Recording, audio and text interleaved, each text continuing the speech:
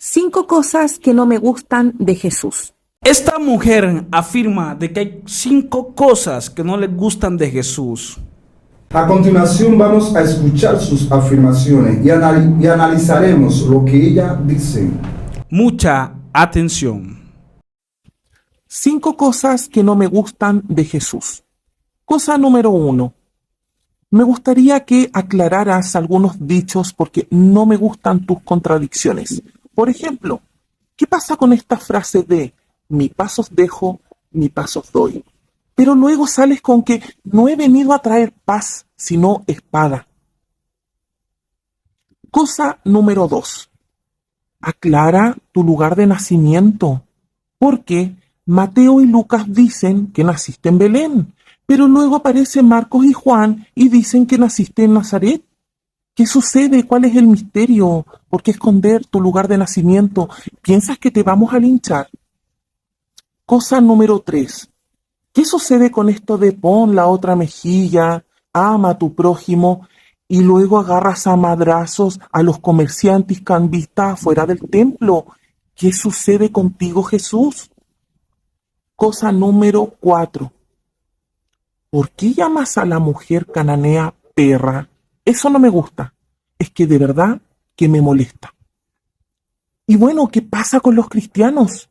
Cuando J Balvin hizo la canción hacia la mujer y le llamó perra, es que ardió el mundo completo, ardieron las redes sociales. Sin embargo, tú, Jesús, nos llamas perras, llamas a la cananea perra y nadie dice nada. El cristiano mudo, ¿qué? ¿Eres intocable?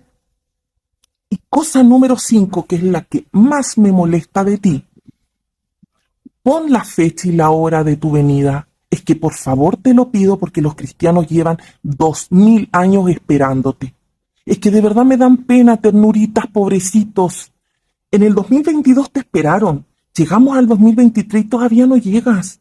¿Qué pasa? ¿Te arrepentiste? ¿Tienes cosas que hacer? ¿Estás muy ocupado con los ángeles? ¿Ya ves, te dio algunas labores, algunos quehaceres que hacer en el cielo? Es que de verdad necesito que seas honesto. ¿Vienes o no vienes? Bueno, mis hermanos y amigos, como acabamos de ver en este video, esta mujer tiende a hacer unas preguntas con referencia a Jesús donde afirma que son cosas que no le gustan de Jesús. Pero aquí no podemos ver hasta dónde llega la ignorancia a las personas cuando quieren hacer algunos tipos de comentarios sin tener el conocimiento al menos básico de lo que es la palabra y lo que es Jesús. Vamos a responder la primera pregunta. Bueno, entonces ella pregunta de que el Señor Jesús dice que mi paz os dejo, mi paz os doy, ¿verdad? Entonces, en ese caso, esta mujer dice que ¿cómo es posible de que Él diga que su paz os deja y su paz os da? Y de un momento a otro también dice en otro versículo que Él no vino a traer paz al mundo, a la tierra, sino conflictos. Pero aquí le vamos a responder como tal, conforme a la palabra, dándole a entender a ella que está totalmente equivocada con sus afirmaciones. Por ejemplo, en San Juan 27, la palabra del Señor dice, mi paz os doy, mi paz os dejo. Nadie la da, el mundo no la da como yo la doy, ¿verdad? Pero ¿a qué se refiere esto? Por lo que vemos, no es ninguna cosa tiene que ver con la otra. Lo que se refiere a ese versículo cuando Jesús dice, mi paz os dejo, mi paz os doy, y yo no la doy como el mundo la da, se está refiriendo directamente a sus discípulos. Y la otra parte se refiere, yo no he venido a traer paz, sino a traer división entre padres e hijos, nuera o suegra. Se refiere que cuando una persona acepta al Señor Jesús, siempre van a haber división. ¿Por qué? Porque la paz del mundo es ficticia, es una paz efímera que va basada en un tratado, pero la paz que da Jesús es eterna, es literal, es gozosa. Amén. Además, nosotros como conocedores de la palabra, muchas personas que conocen el Evangelio, que llegaron al camino, hemos tenido la experiencia de que cuando tomamos la decisión, tanto nuestros familiares, nuestros amigos, nuestro entorno se pone en contra de nosotros por haber tomado la decisión de seguir a Cristo. Y se refiere a eso. Jesús no se refería a que iba a dar paz a toda la tierra como tal, sino a nosotros como hijos de Dios. Él ofrece una paz interna, un gozo.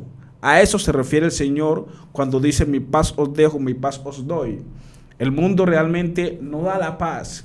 Jesucristo, si tú vienes a sus pies, Él llenará tu vida de paz, de gozo y felicidad. Aunque el mundo se venga contra ti, se esté cayendo, tú, como estás bajo las alas de Jesucristo, vas a sentir esa paz, esa seguridad en Dios. Se refiere más que todo a eso.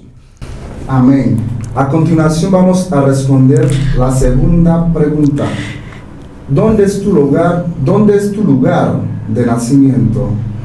Bueno, ella dice que Jesús se contradice porque habla de que él nació Juan y... Que él nació en Belén de Judea, y también encontramos muchos versículos de la Biblia donde nos dice que Jesús es de Nazaret. Pero, ¿a qué se refiere esto?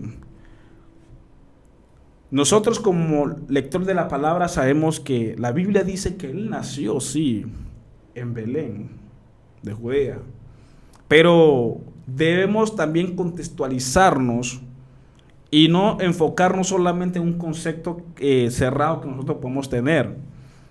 La Biblia también nos enseña de que cuando Jesús nació, obviamente ellos no se quedaron ahí viviendo.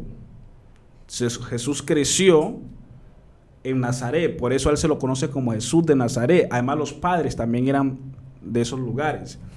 Entonces, Jesús nació en Judea, en Belén, y se crió en Nazaret.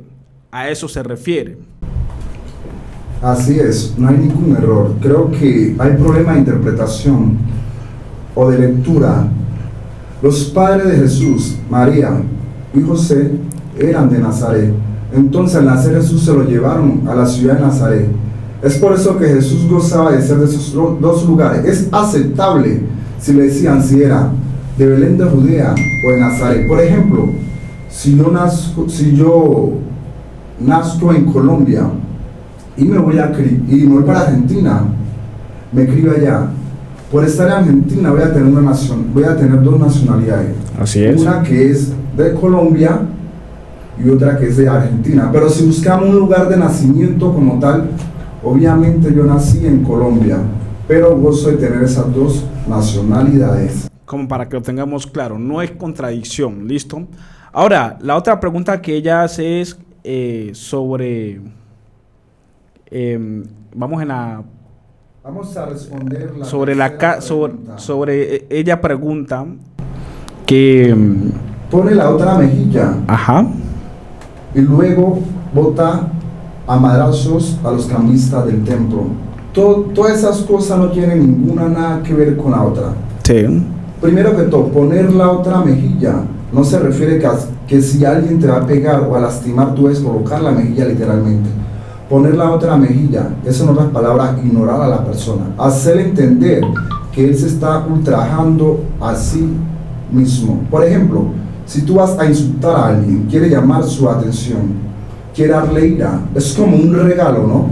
Obviamente no es un regalo bueno, es un regalo de una forma directa o indirecta, pero esa persona te ignoró y tú no pudiste dejarle ese venenito, entre comillas, por decirlo así. El que se va a ir más herido eres tú, y a eso se refiere a poner la otra mejilla. La otra pregunta que ella hace, que es la cuarta, dice: Jesús llamó perra a la mujer cananea. Vamos a analizar esto. Según el contexto, dice que la mujer cananea, tenía un problema con la hija que estaba endemoniada. Amén, así es. Y entonces ella acudió a Jesús porque escuchó que Jesús estaba haciendo milagro. Acudió a Jesús para que le ayudara en ese problema. Y ella insistía. Y llega el momento que Jesús le responde, le dice: no es bueno que yo dé la comida a los perrillos. No le dijo perra, escuchen, perrillos. Ahí hay una mala interpretación, por eso es que nosotros debemos tener cuidado y leer la palabra, porque a veces distorsionan las palabras. Hay una diferencia entre perrillos y perro. Los perrillos en sí en ese tiempo eran catalogados como mascota de los lugares, de las casas. Y la palabra perra, pues en diferentes contextos, de diferente cultura, debe tener, digamos, su interpretación. Pero en este caso, no lo estaba haciendo con el objetivo como de insultar a la mujer, sino como de contextualizarle y decirle que no era bien que lo que era para el pueblo de Israel, que era el pueblo elegido de Dios, se lo diera a las personas que no eran del pueblo de Israel, del pueblo judío. Porque nosotros sabemos que Jesús vino aquí a la tierra primero por su pueblo, pero su pueblo pues lamentablemente no le conoció. Entonces se refería a eso, que la bendición de Dios que era para el pueblo judío no puede dársela a otros. Amén, amén. Claro está. Definitivamente la explicación que está en el hermano Edwin es así. Estamos respondiendo a esa persona o analizando esas preguntas porque son cosas dañinas. Quiere colocar a Jesús como el malo cuando él es protagonista y excelente protagonista de todas las historias bíblicas y de nuestra vida. Lo que Jesús está también probando era la fe en esta señora. La señora tenía un problema que no era de ella, pero era de su hija. Y cuando hay un problema que es alguien cercano a ti, de cierta forma te va a afectar. Así es. Y ella venía clamándole a Jesús: Señor, hijo de David, ten misericordia de mí. Y Jesús como que no le paraba atención, por decirlo así, pero obvio lo estaba haciendo, estaba probando la fe en esa señora. Es tanto así que Jesús más adelante le termina diciendo: haz contigo como tú quieras, tu fe te ha salvado. Y miramos que la hija que estaba atormentada por un demonio, que ese era el problema que afligía a la señora, automáticamente fue libre. Y también tiene una connotación mucho más allá, que entre samaritanos y judíos no se podían tratar. Ahora también eso tiene que ver con el evangelio, porque si estamos viendo a Jesús, lo que toma es algo literal, que es un pan, como para explicar lo espiritual. Para explicar lo espiritual, porque en ningún momento Jesús le dio pan a la señora, ni ella tampoco le pidió pan. Es algo que debemos tener claro, y muchas veces no entendemos que Jesús toma lo literal para lo espiritual o lo espiritual para explicar también lo literal. Ahora hay que tener claro que nosotros como gentiles no teníamos esperanza de ser salvos, pero Jesús, Dios, por su gracia, su gran misericordia, por su gran amor, nos abrió una puerta, aún siendo inmerecedores, no por ser gentiles, no por ser seres o pertenecer a otra cultura, sino por nuestra condición de pecado. No éramos merecedores de ser salvos, pero Dios nos dio la oportunidad. Ahí se está aplicando también ese versículo o ese texto que se refiere a la Biblia, en el caso de la mujer cananea.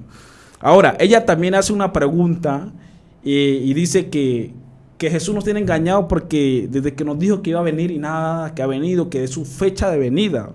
La palabra del Señor nos dice en San Mateo 24:36: nadie sabe ni el día ni la hora, ni aun los ángeles de los cielos, sino mi Padre es el único. Entonces, pongamos a analizar algo. Si nosotros supiéramos cuándo viniera Jesús, ¿qué haríamos antes de que Jesús viniera? Actuando como seres humanos que somos, y somos tan hipócritas, lo más seguro es que nos perderíamos. ¿Por qué? Por ejemplo, que si Jesús fuera a una fecha, quizá el 2040, estamos en 2023, hoy estamos en marzo, es como 4 o 5 de marzo. Sí, más o menos 4. Más o menos 4 de marzo. Entonces, el 2023 al 2040 faltarían 17 años. Quizás tomaríamos todo este tiempo y faltando un año, quizás hasta el 2039, para hacer con nuestra vida lo que nos diera la gana. Te hago esta pregunta: y si en ese tiempo que no leímos nuestras almas de nuestra vida y pensamos dársela faltando ese año, el 2039 al 2040, viene la muerte y nos agarra, seguramente nos vamos a perder porque morimos sin Cristo. Es mejor no salir la hora para que tú estés preparado en todo momento. La Biblia dice que Él vendrá como ladrón en la noche. Nadie sabe cuándo un ladrón va a entrar a tu casa. Además, la Biblia también dice, velad y orad, está preparado porque no sabemos el día en que el Señor venga. Cuando el Señor venga debemos estar preparados. Si nosotros sabemos la fecha, un ejemplo de que el Señor va a venir, como dice Jefferson, nosotros haríamos con nuestra vida, pero es mejor prepararnos para cuando Jesús aparezca por su iglesia. Le agradecemos a todos ustedes por estar aquí. Que la paz de Cristo sea con cada uno de ustedes y que el Señor Jesucristo les bendiga. Y no olvides de seguir viendo su página, El Propósito, la que siempre te va a tener informado de las cosas de Dios. Bendiciones.